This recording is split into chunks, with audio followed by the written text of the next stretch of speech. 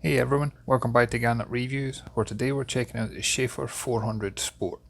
Schaefer yachts are manufactured in Brazil, and they've now delivered over 3,500 yachts and employ over 700 people. And their lineup ranges from around 30 foot up to 83 feet. And this hardtop express cruiser measures in at 40 foot in length. She's got a beam of 12 foot 7 and has been designed to allow you to cruise in style regardless of the weather. You see, as we make our way forward, there's plenty of handholds. Then we get to the bow, which is covered in sun pad cushions, and even the hatches for ventilation into the cabins below. They're designed with a more artistic flair to it than the regular ones that you see on boats. And as I pan round, you'll see the main key design element of this yacht, and that's that sliding hardtop roof. On a day like it today when I was filming it, you want that open top experience, but if it was cold, wet and windy, you can enclose this all back up. As I make our way towards the stern, you can see how clear the deck space is. The cleats are off to the side, plenty of handhold. Can't help but feel safe and secure whether you're in a marina like this or whether you're out at sea. And I like the arch that's over the aft section of the roof. Perfect for your instrumentation, aerials and antennas, but again has got a more artistic feel to it. And then this one's also equipped where it's got a folding bimini top that retracts into the back of the roofline and helps give that additional shade and protection and extends over the cockpit.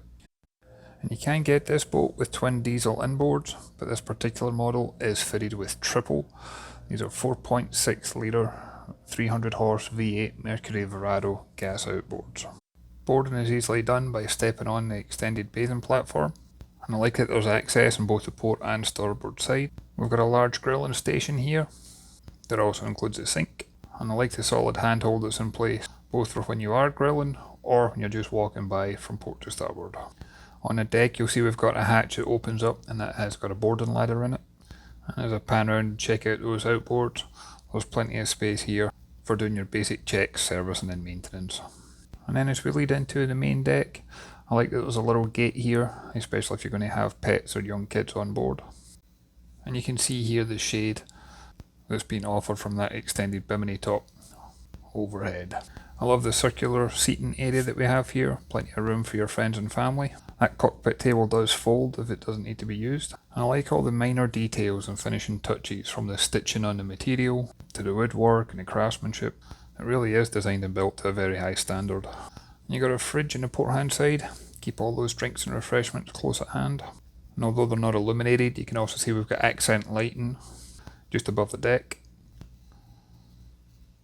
And then from here I've got one more shot, just looking up at that extended bimini canopy cover that extends from the roof line, and that is retractable, so you can reel that back in when it's not required. And then as we move forward, again I like the fact there's this many handholds in place. I also like the large windows that we have on this one. It's a very bright and airy boat. And you've got a nice seating area on the port hand side.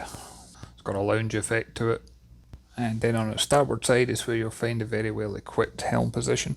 And this has been designed where the helm seat's got a bolster effect, and also the steering wheel tilts up, so you can actually stand and cruise with your head through the retractable sunroof.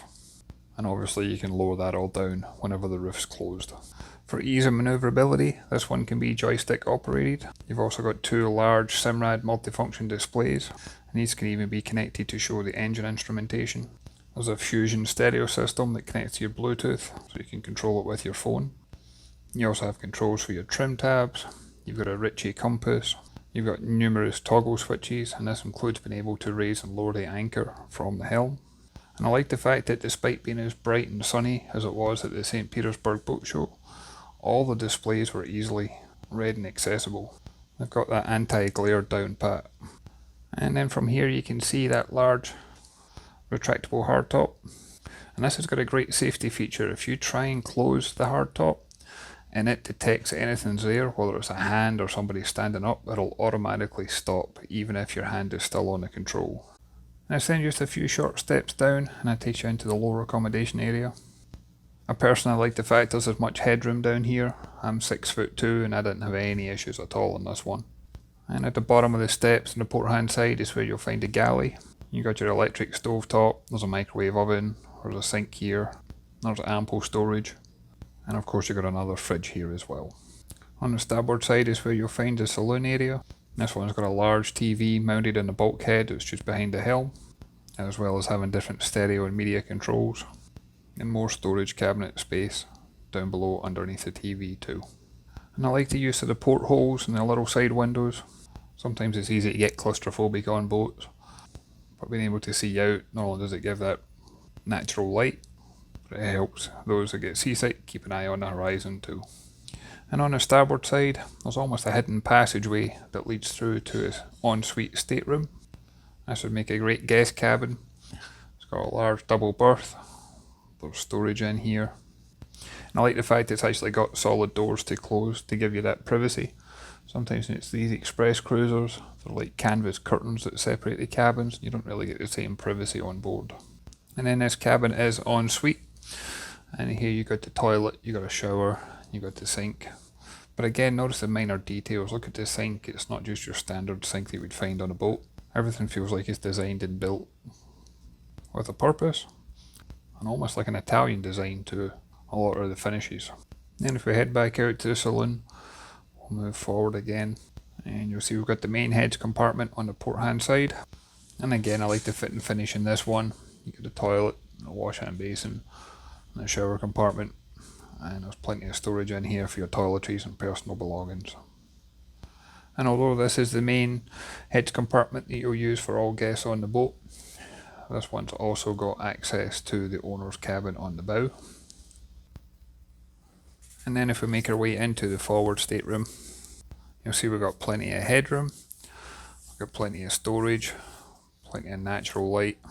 Everything's got a high gloss finish to it. I love the deep shine that you get from everywhere. And again, it's got the accent lighting just above the deck. And then as we pan round and head aft and head back out, this was the first time I'd been on a Schaefer. I've actually filmed several of them now, which I'll be adding to the channel very soon. I was very impressed with their design and their build quality, but as always I'd love to hear your thoughts and comments. If you can leave a comment down below. If you haven't done already, please hit the like and subscribe button, it really does make a difference. I'd like to thank Schaefer Yachts for allowing me the opportunity to come on board and share this video with you. I look forward to catching you on the next one. Thanks everyone.